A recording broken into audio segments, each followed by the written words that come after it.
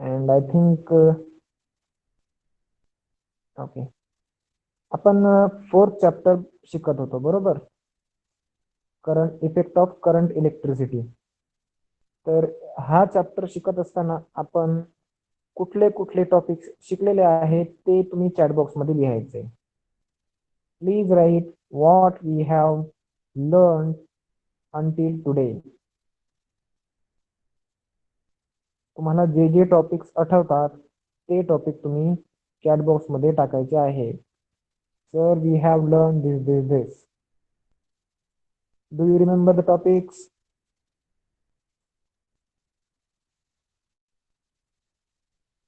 Energy transfer, electric current, Fleming left hand rule, good. अजून? Okay, लिहा मग, आठवतात तर लिहा. माझा आवाज तुम्हाला क्लिअरली येतोय? Okay, Fleming left hand rule झाला. पुढे अजून काय काय शिकलो आपण? अजून बरंच काहीतरी शिकलोय आपण. Heating effect of current, electric current, that is also okay. No, right hand rule अजून आपण शिकलेला नाहीये. ओके, आज आपण राईट हँड रूल शिकणार आहोत.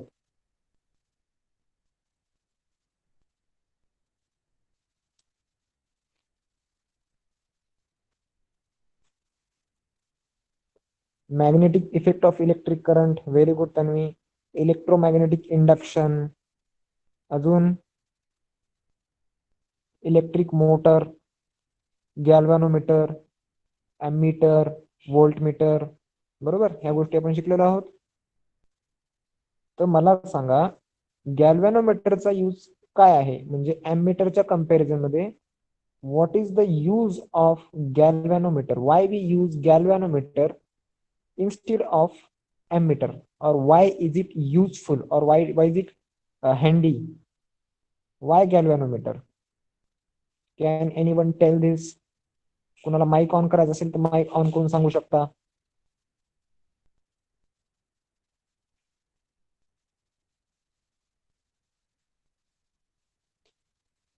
Please write your name and then you can turn on your mic and tell why galvanometer is used instead of ammeter, or okay, who is to measure current due to change in magnetic field.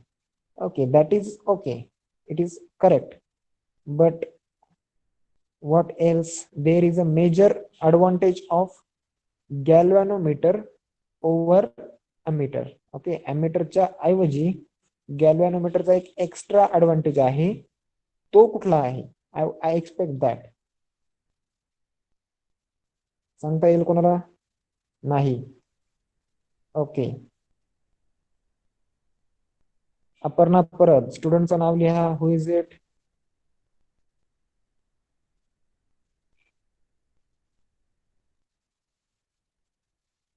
Okay, Aparna परब left. ठीक आहे. तर गॅल्व्हॅनोमीटरचा use असा की आता आपला जो ammeter असतो, वो एमीटर जो है वो करंट का सिर्फ मैग्नीट्यूड बताता है. Correct? It do not shows the direction of current. Okay, ammeter काय दाखवतो? फक्त करंटचं मॅग्निट्यूड दाखवतो. सपोज आपण एखाद्या सर्किटमध्ये एमीटर कनेक्ट केला आणि त्या सर्किटमध्ये करंट फ्लो होतीये 5 एम्पियरची. Okay, but we do not know the direction of current, whether it is flowing from plus to minus of ammeter or from minus to plus.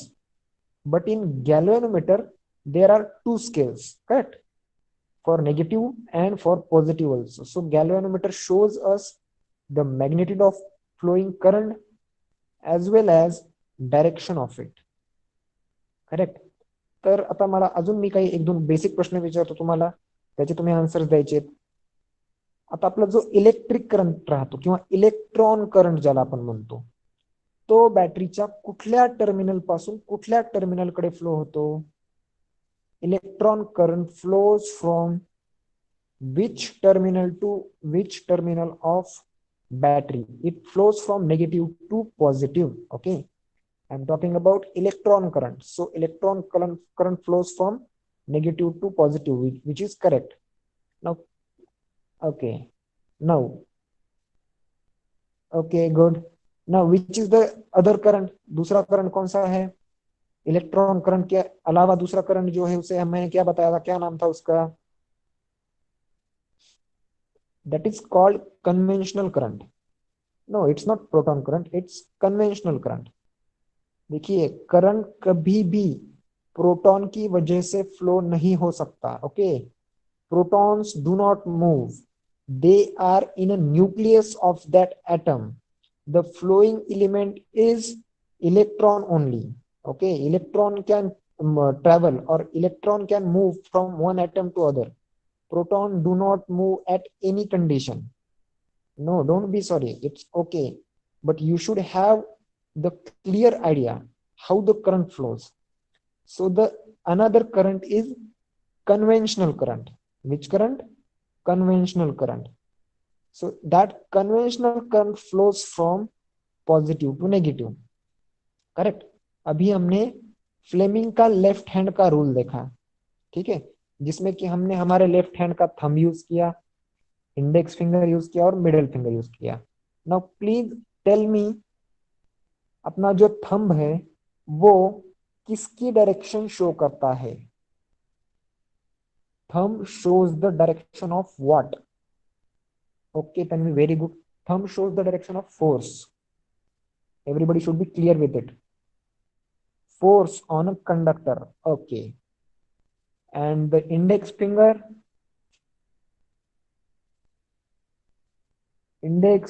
shows the direction of,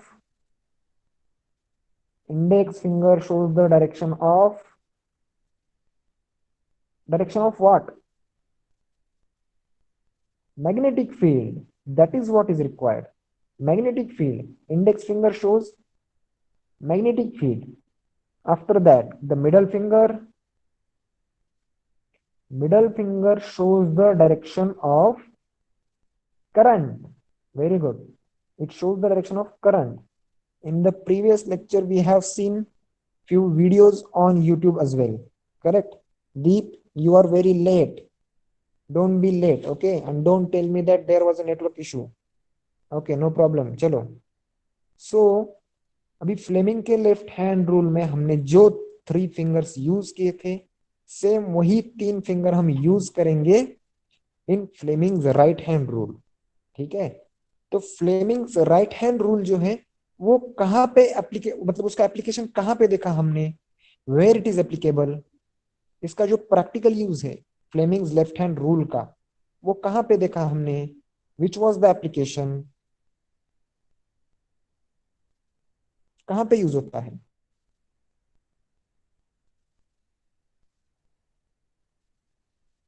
yes, no, any idea? It is used in motor, electric motor. Correct, it is used in electric motor.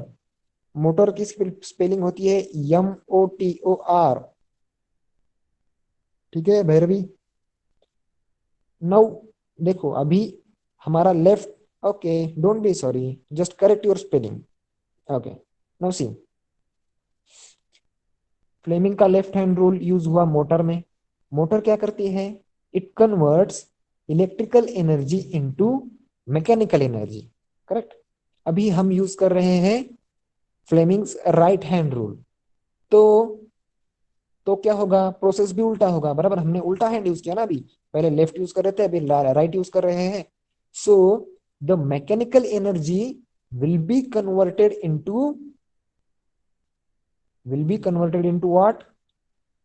Electrical energy. Okay, so which is the device that converts mechanical energy into, okay, no issue, ठीक है.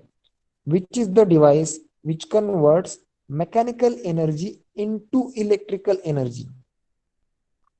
ध्यान से सुनिए. Which is the device? It is a generator, electric generator. So in today's class, we will be learning about generator. Now I'm presenting my screen to you. Please let me know whether my screen is visible to you or not. And please let me know that I am clearly audible. Okay, there is no any background noise, or there is no any breakage in voice. Okay, I am visible, my presentation is visible, and I am audible too. Okay, so now moving to your textbook. Okay, now see. So this is Fleming's right hand rule. Now someone will read this paragraph. हमने Faraday's law of induction देखा है. Have you seen the Faraday's law of induction? Yes, we have seen. Correct. इसमें क्या होता है? If the direction of magnetic field is shown by our index finger and the direction of motion of the conductor shown by thumb, then the current, we will get the current in the direction of our middle finger of right hand. ठीक है, middle finger जो हमारा जिस तरफ दिखाएगा, direction दिखाएगा, उस तरफ हमारा इलेक्ट्रिक करंट फ्लो होगा. ठीक है. So now read someone Fleming's right hand rule. Who will read? Please write your name. Please write your name. Who wants to read? चलो, अभी मुझे ही बताना पड़ेगा शायद. Yes, Tanvi, go ahead. Read it. Sorry. Just give me a minute. I will show you the presentation. Sorry, the presentation has gone. Fourth chapter, correct. Okay.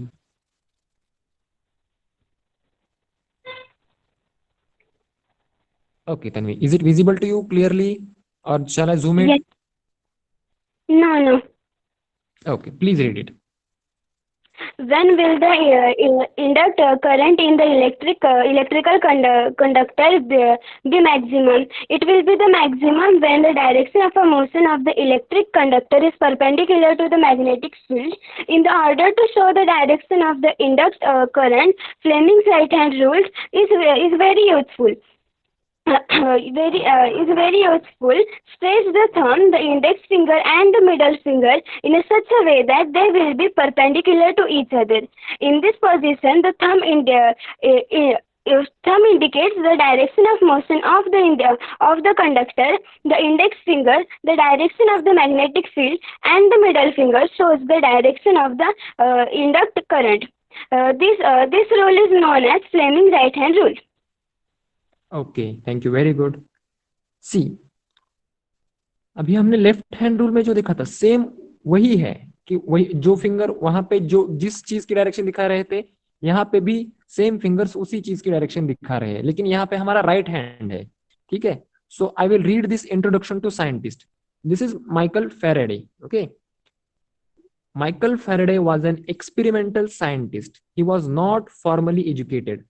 Teenager Michael Faraday started working in a bookbinding shop. While reading books there, he got interested in science. Sir Humphrey Davy appointed him as a laboratory assistant in the Royal Institute, London. There he discovered the law of electromagnetic induction and the laws of electrolysis. Several universities offered him honorary degree, but Faraday refused to accept such honors. तो अभी ये जो law है electromagnetic induction का, ठीक है, ये किसने फाइंड आउट किया है? This is found out by Michael Faraday. और उनके पास कोई भी मतलब डिग्री नहीं थी, वो फॉर्मल एजुकेटेड नहीं थे, लेकिन बुक पढ़ते पढ़ते उनको साइंस में इंटरेस्ट आ गया और उन्होंने उस पर रिसर्च करना शुरू किया, और उनके रिसर्च में उनको इलेक्ट्रोमैग्नेटिक इंडक्शन का जो खोज है वो उनको हुआ. ठीक है. तो जब उन्होंने इलेक्ट्रोमैग्नेटिक इंडक्शन की खोज की, उनके बाद कई सारी यूनिवर्सिटीज ने उन्हें डिग्री ऑफर करनी चाहिए, लेकिन उन्होंने कोई भी डिग्री लेने से इनकार कर दिया, they refuse to accept such honours.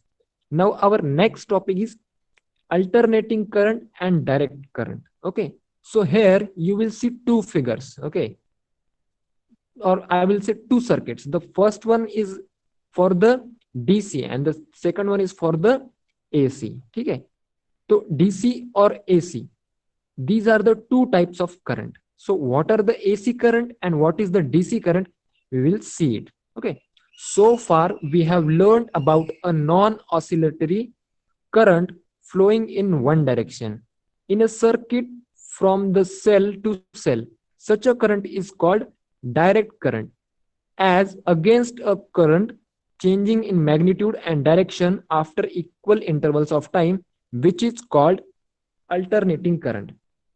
ठीक है, तो अल्टरनेटिंग करंट यानी क्या?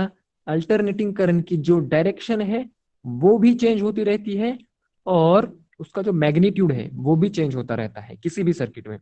अभी हम पहचानेंगे कैसे कि इस सर्किट में एसी फ्लो हो रहा है या फिर डीसी फ्लो हो रहा है.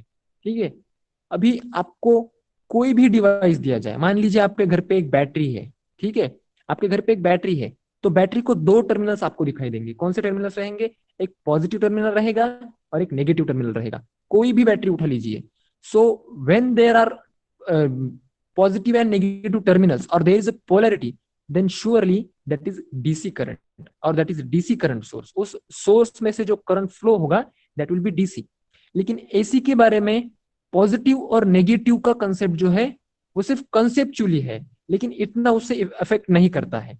अभी फॉर एग्जांपल हमारे घर में जो इलेक्ट्रिसिटी आती है, ठीक है, तो आप जो आपकी जो पिन रहती है, कोई फैन हो या फिर टीवी हो, उसकी पिन आप उल्टा सीधा कैसे भी लगाओ, you don't care about it. ठीक है, लेकिन जब हम कुछ किसी बैटरी को अगर कोई एलईडी वगैरह कुछ कनेक्ट करते हैं तो we have to make sure to connect the positive terminal to the positive of battery and negative to the negative of battery, otherwise the bulb will not lit. ठीक है, बल्ब जलेगा नहीं. क्यों नहीं जलेगा?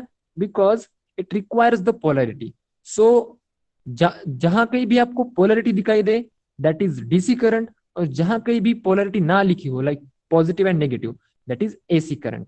ओके, एसी करंट जो है वो दोनों डायरेक्शन में फ्लो होती है. अभी फर्स्ट फिगर में अगर आप यहाँ पे देखेंगे तो DC is flowing from left to right in the upper side of circuit. देखिए अपर साइड वाली जो ब्रांच है उसमें लेफ्ट टू राइट फ्लो हो रहा है डीसी करंट. उसके बाद वो करंट नीचे आएगा एंड देन जो नीचे वाली ब्रांच है उसमें से वो राइट टू लेफ्ट, मतलब बैटरी के पॉजिटिव टर्मिनल से नेगेटिव टर्मिनल को जा रहा है current, that is DC current.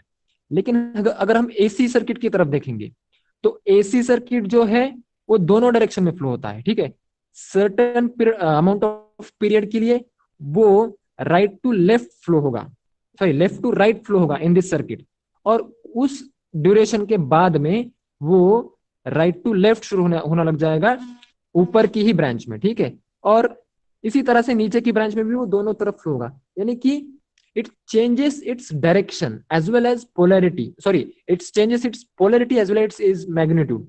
अभी आपको अच्छे से समझ में आएगा एसी करंट क्या है और डीसी करंट क्या है इस फिगर को देखते हुए. ठीक है, अभी देखिए जो ब्लू लाइन दिखाई गई है, जो फेंट ब्लू लाइन दिखाई गई है दैट इज डीसी करंट. अभी मुझे बताइए डीसी करंट का मैग्नीट्यूड कितना दिखाया गया है यहाँ पे इस फिगर में? What is the magnitude of DC current? I am returning back to the chat box to check your answers. Please observe the figure and tell me the magnitude of direct current or DC current. What it is? बताइए. How much ampere? आप graph को अच्छे से observe कीजिए. जो blue line है वो कौन सा मैग्नीट्यूड शो कर रही है, कहां पे प्लेस्ड है?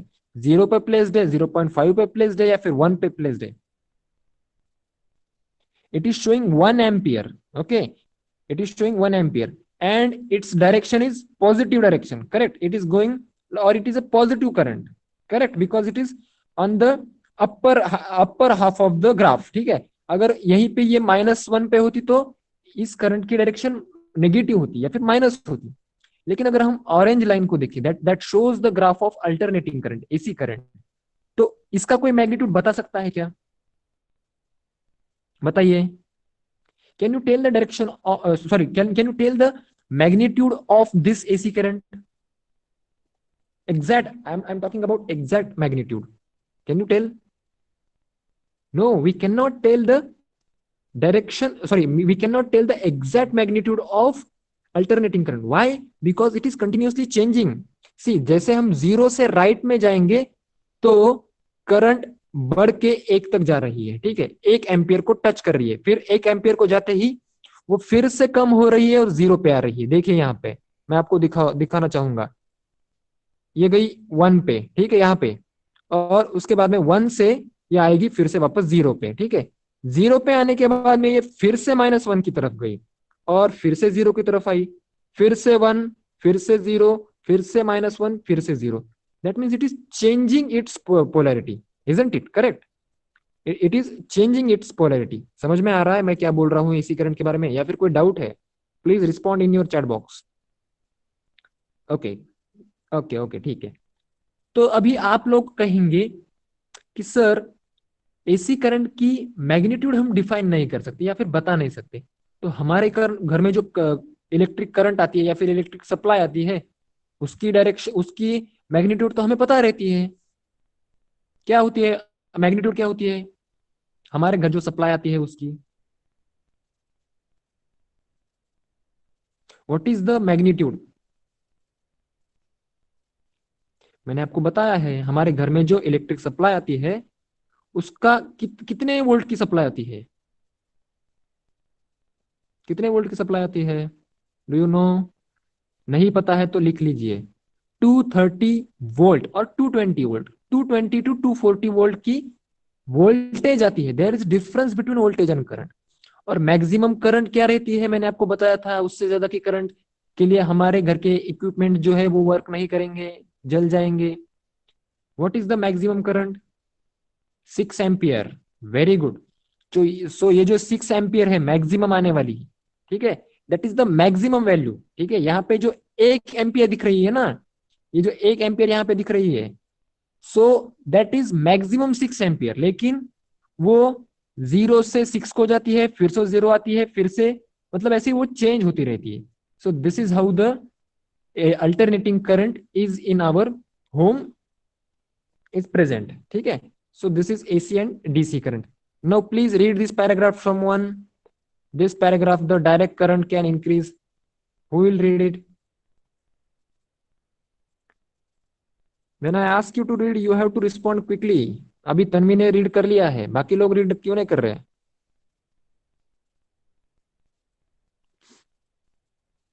चलो मुझे ही बताना पड़ेगा किसी को रीड करने के लिए। Lavanya, turn on your mic. मुझे अपना फ्रेंड बोलता है, बस ये कैसी फ्रेंडशिप निभा रहा है वो। Okay, now read it. The direct current can increase, can be stable, or can reduce also, but is not oscillatory. This is shown graphically in the figure. Alternating current is oscillatory. As shown in the graph figure 4.19, it increases to a maximum, then reduces to zero and increase to maximum in the other direction, and again reduce to zero. In the figure, magnitudes like -1, -2 have been used to show the reverse direction. The oscillation of the alternating current occurs in a sinusoidal manner with time, and hence it's shown by the symbol. Direct current flows in one direction, but the alternating current flows in periodic manner in one cycle in forward and reverse directions. Very good, ठीक है। तो देखो इस paragraph में क्या बताया गया है कि अभी ये जो नीचे वाला ग्राफ है, the second graph, that is shown for DC current, ठीक है। लेकिन आप तो कहेंगे कि सर आपने कहा था कि डीसी करंट बिल्कुल स्टेबल रहती है, वो चेंज नहीं होती, वो इंक्रीज हो सकती है। DC current can increase, DC current can stable also, और it can decrease also, but it can not be continuously increasing and decreasing, ठीक है। मान लीजिए कि अभी मुझे कोई एप्लीकेशन है या फिर हमारा फैन है, इलेक्ट्रिक फैन है, ठीक है, इलेक्ट्रिक फैन है समझ लीजिए, जो कि बैटरीज पे वर्क करता है। तो जब वो लो स्पीड पे रहता है then it requires low current, ठीक है। तो तब उसकी करंट मान लीजिए कि 1 एम्पियर है, उसको हम 1 एम्पियर सप्लाई कर रहे हैं, ठीक है। लेकिन जब हम उसकी स्पीड थोड़ी सी बढ़ाना चाहेंगे तो तब हम क्या करेंगे, करंट बढ़ाएंगे। कैसे बढ़ाएंगे, वो बटन से बढ़ाते हैं, हमें पता नहीं चलता, लेकिन वो सर्किट के अंदर बढ़ जाती है। So it will become 2 ampere and the fan will start moving faster, ठीक है। This is middle speed. अभी सबसे फास्टेस्ट जो रहती है, सबसे फास्ट स्पीड, हम फिर से बढ़ाएंगे, फिर से करंट बढ़ेगी तो कितनी बनेगी, 3 एम्पियर बनेगी। तो सबसे फास्ट फैन स्पिन होना मतलब या फिर रोटेट होना शुरू हो जाएगा, ठीक है। हम 1 से 2 किए करंट को, 2 से 3 किए, लेकिन जब हम चेंज कर रहे हैं, 2 किया तो वो 2 ही रहेगी, ठीक है। मतलब ना वो 1.5 बनेगी ना 2.5 बनेगी, वो कंटिन्यूसली 2 ही रहेगी। उसके बाद 3 किया तो वो 3 ही रहेगी। लेकिन हमारे घर का जो फैन है, जो सीलिंग फैन रहता है विच वर्क्स ऑन एसी, उसमें जो करंट होती है वो चेंज होती रहती है, ठीक है। मान लीजिए कि अभी हम जो हमारा जो रेगुलेटर रहता है, उससे हम फैन की स्पीड कंट्रोल करते हैं, बराबर। सो 1 एम्पियर हम उसको मान लीजिए करंट दे रहे हैं तो वो कम स्पीड पे रोटेट हो रहा है, लेकिन वो 1 एम्पियर जो उसको करंट मिल रही है, that is not 1 ampere at all time. मतलब कंटिन्यूअसली उसको 1 एम्पियर नहीं मिल रही है, दैट इज अल्टरनेटिंग 1 एम्पियर, जो कि यहाँ पे दिखाई गई है ना ऑरेंज कलर से, उस तरह की 1 एम्पियर उसको करंट मिल रही है। जब अब हम उसको बढ़ाएंगे तो वो 2 एम्पियर हो जाएंगी, लेकिन 2 एम्पियर होंगी तो भी वो अल्टरनेटिंग ही होंगी, या फिर इस तरह के ऑसिलेशन ही दिखाई देंगे उसमें, जिसे कि साइनोसोडल करंट बोला जाता है। कौन सी करंट, साइनोसोडल, ठीक है, sinusoidal. So this is how the AC and DC works. Now, as I told you, in India, the power stations generating electricity, one cycle changes in 150 second. That is, frequency of AC is 50 hertz or 50 cycles per second. When the electric power is transmitted over a long distance, it is beneficial to have it in AC form, as it results into minimum power loss during transmission. The home supply is alternating current. We have learned in the previous class about the precautions to be taken while using the electricity. Now, what is the reason behind using alternating current at our home? Is it is possible to transmit it over long distance. मतलब हमारे घर जो अभी electric current आ रही है या फिर electric supply आ रही है, वो कहीं तो भी दूर जनरेट होती है, ठीक है, हमारे घर के आसपास तो जनरेट नहीं होती है।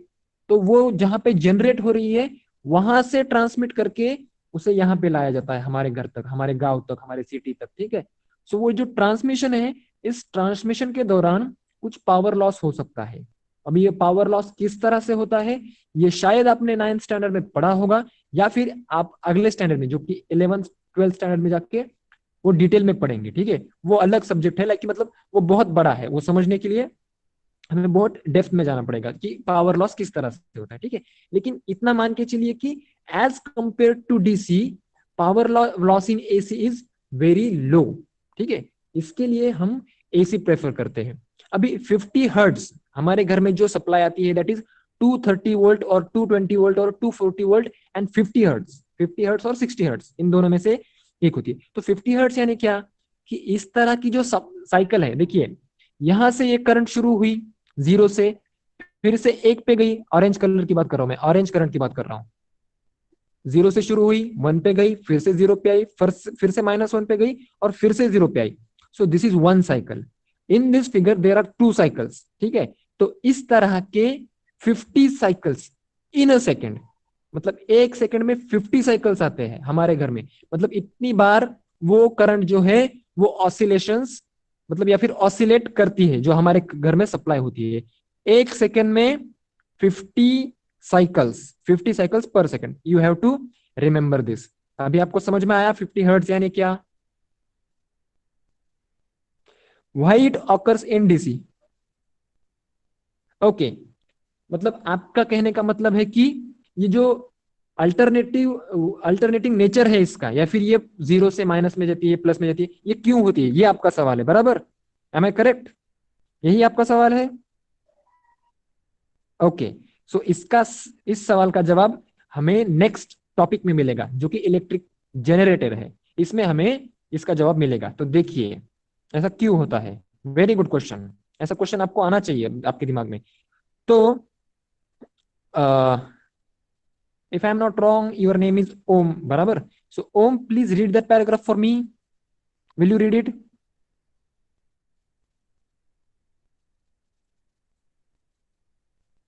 Okay, good. So turn on your mic and read this paragraph, and read carefully and slowly. Try to understand it. What is written here? Try to read. चलो शुरू करो. Electric generator. We have seen the experiments based on electromagnetic induction. The current produced in these experiments was of very small magnitude, but the same principle can be harnessed for the use of mankind to produce a large current. Here, mechanical energy is used to rotate the current carrying coil in the magnetic field around an axle, thereby producing electricity. In figure 4.20, copper shows a copper wire coil ABCD kept between the pole pieces of a magnet. The two ends of a coil are connected to the conducting rings R1 and R2 via carbon brushes. Both the rings are fixed to the axle, but there is a resistive coating between the ring and the axle. The axle is rotated with the help of machine from outside. Because of this, the coil ABCD starts rotating. The stationary carbon brushes B1 and B2 are connected to a galvanometer which shows the direction of current in a circuit. Upon rotating the axle, the branch AB goes up and branch CD goes down. That is, Good. the ABCD coil rotates clockwise. Okay, ठीक है. तो अभी ये जो है ये electric generator है. देखिए इसकी फिगर आप ऑब्जर्व कीजिए. इस फिगर में और इलेक्ट्रिक मोटर की फिगर में क्या डिफरेंस आपको दिखाई दे रहा है? What is the difference between these two figures? अगर आप रिकॉल करेंगे तो मैं चैट बॉक्स में आ रहा हूं देखने के लिए. देखिए इसमें और इलेक्ट्रिक मोटर के फिगर में डिफरेंस ये है कि यहाँ पे जो है कंडक्टिंग रिंग्स जो है, यहाँ पे 2 रिंग्स है, वहां पे एक ही रिंग थी और वो भी स्प्लिट की हुई, कट की हुई थी बीच में. मैं आपको फिगर दिखाता हूं, आपको समझ में आ जाएगा. यहाँ पे 2 रिंग्स है, दिखाई दिए R1 और R2. अभी देखिए मोटर की मैं फिगर दिखाता हूं. Just give me a second and here we go. See, here is only one ring and that is divided into 2 parts, or it is cut in middle, correct? This is the figure of motor and this is the figure of generator. अभी इससे क्या होगा देखो, ये 2 ring use करने से क्या होगा. अभी हम यूज कर रहे हैं फ्लेमिंग्स राइट हैंड रूल, इसमें कि हमें कंडक्टर को फोर्स देना है, हमें कंडक्टर को रोटेट करना है किसी मीडियम से. ठीक है, उससे क्या होगा, इलेक्ट्रिसिटी जनरेट होगी. अभी इसको रोटेट कैसे करेंगे इस एक्सल को? तो मैं आपको एक क्वेश्चन पूछना चाहूंगा and which is very interesting question. आप लोगों में से किस किस ने शाहरुख खान का स्वदेश मूवी देखा है? How many of you have seen the Swades movie of Shahrukh Khan?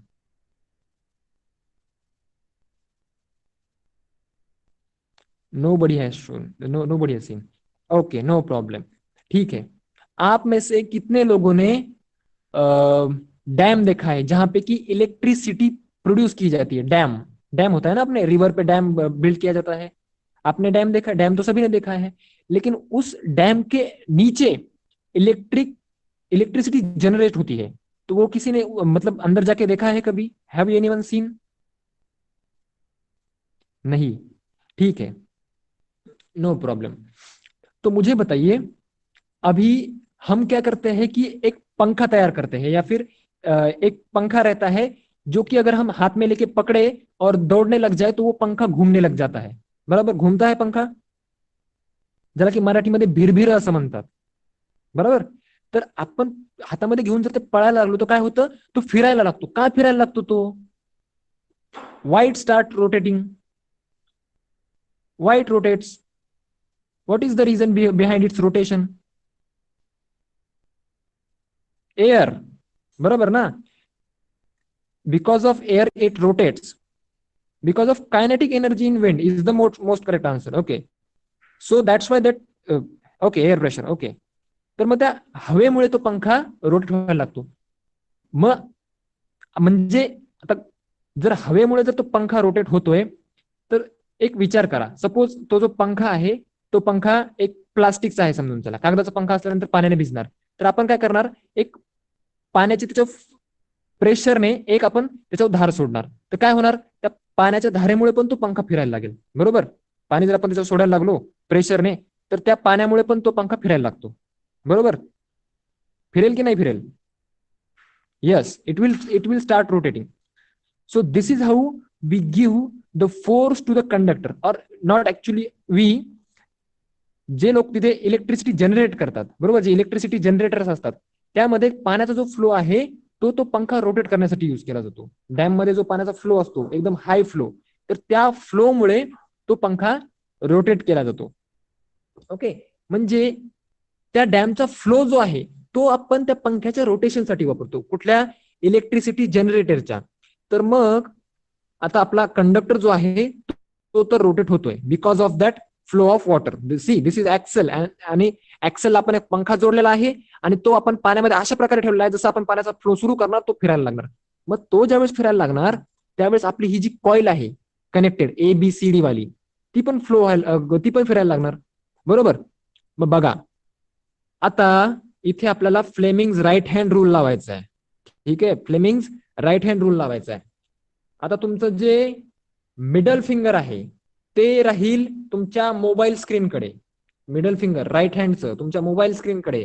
तुमचं जे इंडेक्स फिंगर आहे ते राहील N2S कडे, आणि तुमचा जो थंब आहे दॅट इज अपवर्ड. ठीक आहे, अपवर्ड डायरेक्शन मध्ये आहे. तर पंखा ज्यावेळेस खालून वरती फिरायला लागेल त्यावेळेस करंट कुठल्या डायरेक्शनला फ्लो होईल, तिथे लिहिलेलं आहे बघा, कुठल्या डायरेक्शनला फ्लो होईल, A to B मध्ये फ्लो होईल. बरोबर, A to B फ्लो होईल की नाही? Yes, A to B flow होईल, A to B फ्लो होईल. ठीक आहे, आणि आता A to B फ्लो व्हायला लागली तर ही जी करंट आहे ही करंट ऍक्च्युली ह्या आपल्या B1 टर्मिनल मधून आतमध्ये जाते. म्हणजे सध्या हा जो आपला लेफ्ट साइडचा पोर्शन आहे याच्यामध्ये निगेटिव्ह करंट आहे, याच्यामधून करंट जात आहे, येत नाहीये. येते का करंट? नाही येते करंट, इथून करंट जात आहे, एवढं लक्षात ठेवा. बरोबर, इथे बघा B1 पासून ऍरो बाहेर चाललाय तो. पण ज्या वेळेस हा जो आपला कॉईल आहे हा कॉईल रोटेट होईल आणि इकडे AB चा जो पोर्शन आहे तो S कडे जाईल. ठीक आहे, आपण रोटेट केल्यानंतर तो S कडे जाणार. ठीक आहे, रोटेट केल्यानंतर S कडे जाणार. पण ज्यावेळेस आपण S कडे त्याला आपण रोटेट करतोय तर आपले फोर्स ऑफ डायरेक्शन जे आहे, आपला जो थंब आहे तो डाऊनवर्ड शो करणार, कारण की आपला फोर्स आता डाऊनवर्ड आहे. बरोबर, आणि आपली डायरेक्शन पण जी आहे ती कुठे आहे, N2S आहे. बरोबर, so current will be coming out of that terminal like it is shown in CD. बरोबर, म्हणजे एका रोटेशनसाठी करंट आतमध्ये जाते आणि दुसऱ्या रोटेशनला करंट तिथून वापस येते. समजलं, म्हणजे AB मधून जाणार आणि CD मधून ती परत येणार, म्हणजे डायरेक्शन चेंज होतीये. ठीक आहे, पण इथे तुम्ही बघू शकता की दोन ब्रशेस आहेत, त्यामुळे एबीचा कॉन्टॅक्ट जो आहे तो नेहमी R1 शीच राहणार. AB कॉइलचा जो कॉन्टॅक्ट आहे तो R1 शीच राहणार, आणि CD कॉइलचा जो कॉन्टॅक्ट आहे तो R2 शी राहणार, रिंग 2 शीच राहणार. ठीक आहे, त्यांचा कॉन्टॅक्ट कधीही चेंज होणार नाही. त्याच्यामुळे ही जी डायरेक्शन आहे ती चेंज होत राहणार. जसा आपला AB पोर्शन Nच्या इन्फ्लुअन्स मध्ये आहे, N पोलच्या इन्फ्लुअन्स मध्ये आहे, करंट त्याच्यामध्ये A to B फ्लो होणार. पण जसाच तो Sच्या इन्फ्लुअन्स मध्ये आला current B to A flow व्हायला लागणार. समजतंय?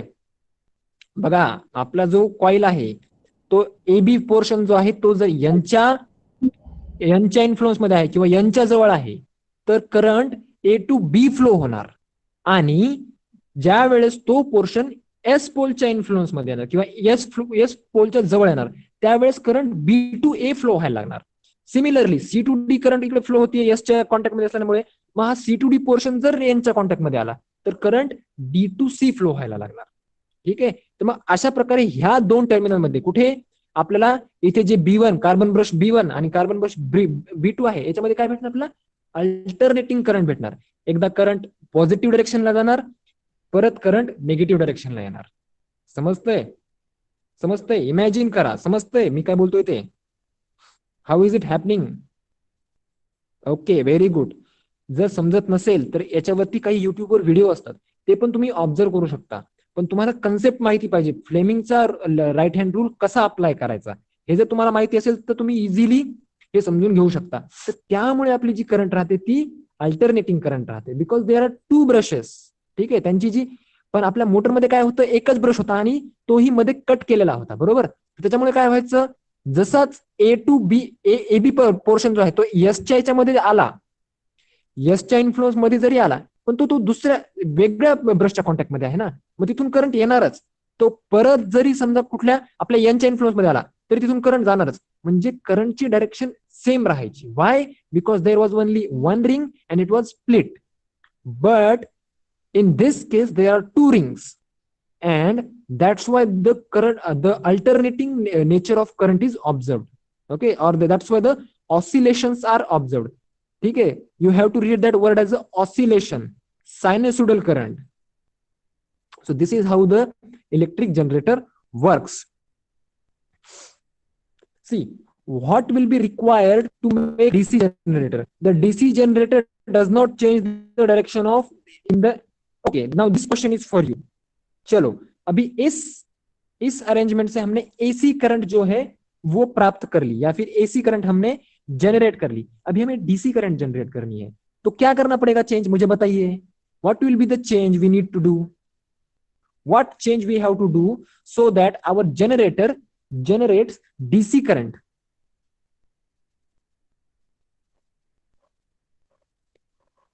Use split ring. Use split ring. This is the correct answer. Instead of those two rings, we have to use split ring. एक ring use करनी है जिसे बीच में स्प्लिट करना है. Then what we will get? We will get the DC current. Correct? This is how we will get the DC current. Very good. मतलब आप लोगों को समझ में आ गया है.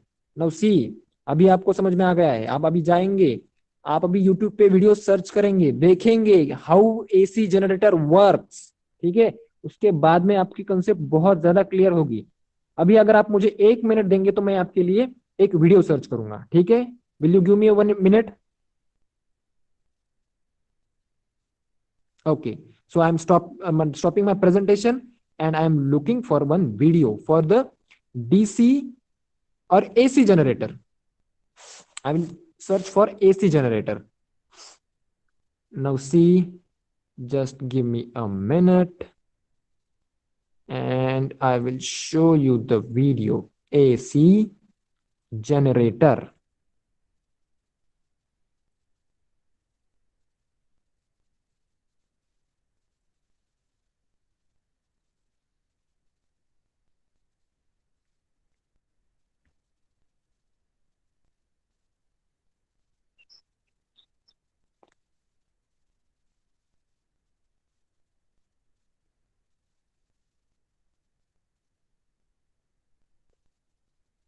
Now I am presenting my screen. Just give me a minute. I'm presenting my screen and please tell me whether is it visible to you or not.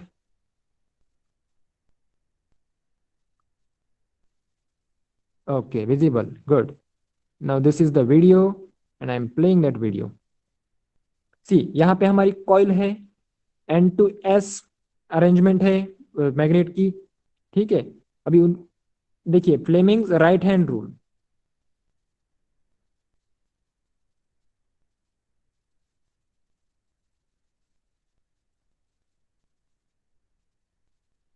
Just wait and see. He will connect the two split rings. देखिए अभी इस direction में अगर हमारी coil clockwise rotate कर रही है, देखिए आपको इस तरह से पकड़ना है आपका राइट हैंड. N2S आपके इंडेक्स फिंगर की डायरेक्शन होनी चाहिए and thumb should show the direction of force applied on that coil and then the middle finger will show the direction of current. मतलब करंट यहां से उस तरफ जा रही है. ठीक है, नाउ चलो थोड़ा सा फास्ट फॉरवर्ड करता हूं मैं. देखिए अभी इस लेफ्ट साइड वाली जो कॉइल है इसके लिए हमें इस तरह का हमें यूज करना है, और जो राइट साइड वाली कॉइल है उसके लिए हमें हमारा हैंड जो है थोड़ा सा उल्टा पकड़ना पड़ेगा. आपको तकलीफ होगी वो ऐसा पकड़ने में, लेकिन we have to do it. Okay, चलो तो ये तो हमने देख लिया. अभी आगे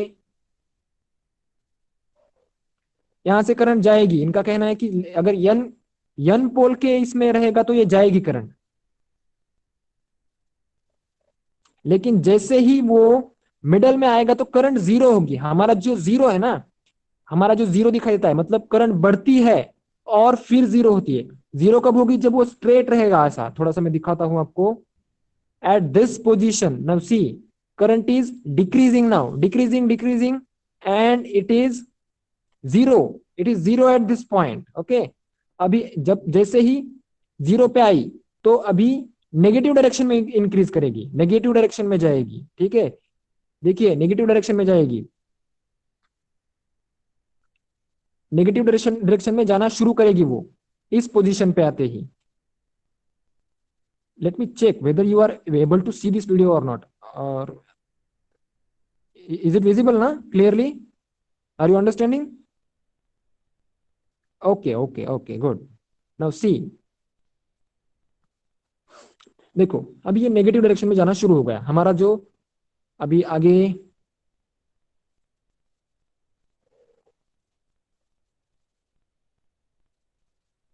देखो ऐसा फ्लो होता रहेगा तो वो करंट की डायरेक्शन चेंज होती रहेगी। अभी ब्लू देख रहे हैं आप, ब्लू ब्लू ब्लू, अभी आप ब्लू वायर पे फोकस कीजिए। जैसे ही वो एन के डायरेक्शन में जा रहा है, एन के इन्फ्लुएंस में जा रहा है, करंट उधर से आ रही है, लेकिन जैसे ही वो एन के डायरेक्शन इन्फ्लुएंस में जाएगा, करंट यहां से उधर जा रही है। ऑब्जर्व कीजिए, it's changing it's polarity, correct? it is changing its polarity. Now what they are doing, they'll just simply connect two rings to these terminals. देखिए इन्होंने टू रिंग्स कनेक्ट कर दिए।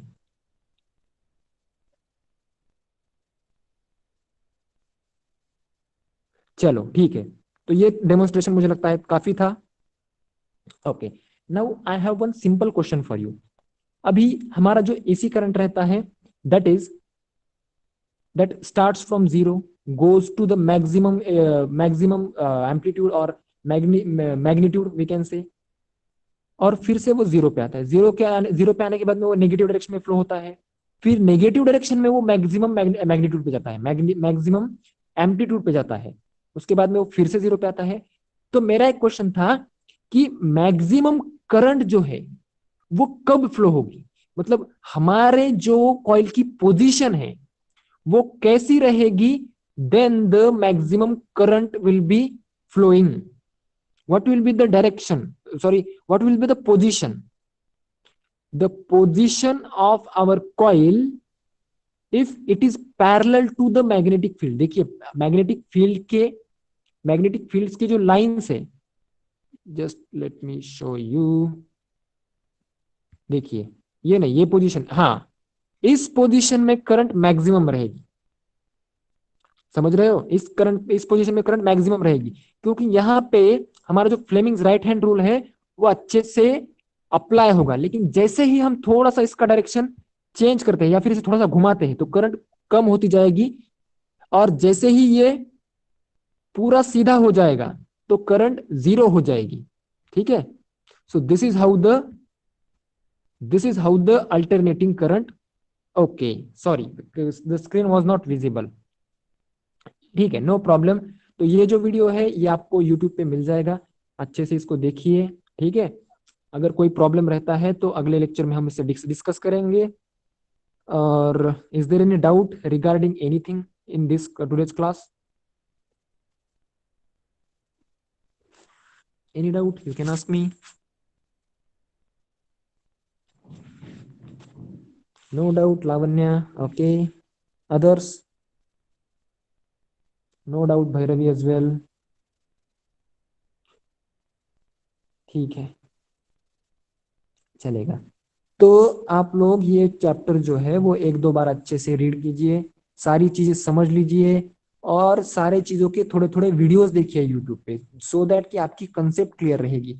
अगर आपकी कंसेप्ट क्लियर हो जाएगी तो आपको कुछ भी याद नहीं करना पड़ेगा। ठीक है, now I will try to take your next exam on science subject. ठीक है, मतलब आपका जो नेक्स्ट एग्जाम रहेगा that will be mostly on science subject. So इसमें इस एग्जाम में, साइंस के एग्जाम में, साइंस के एग्जाम में आपको कुछ भी याद करके नहीं आना है। आपके अगर कंसेप्ट अच्छे से क्लियर है, आपको सब कुछ समझ में अच्छे से आया है, So you will score out of marks or maximum marks. ठीक है? So आपको कुछ भी याद नहीं करना है, रट्टा कुछ भी नहीं मारना है. You have to understand each and every concept. Why the split ring is used? Why the two rings are used? Why left hand rule? How the right hand rule works? Which finger shows the direction of what? Why the galvanometer is used instead of ammeter? ये सारी चीजें आपको अच्छे से उसका concept clear होना चाहिए. ठीक है? So this is how your test is going to be mostly. I'm not promising this. Okay. So I think it's a time to say bye bye. And if you have no any doubt, I will declare as this lecture has ended. And please fill your attendance form, regularly fill your attendance form, and you can leave the class. Okay, bye.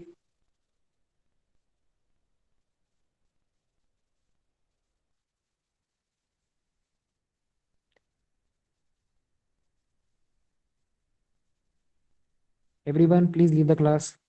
Deep, Samruddhi. Leave the class, Deep and Samruddhi.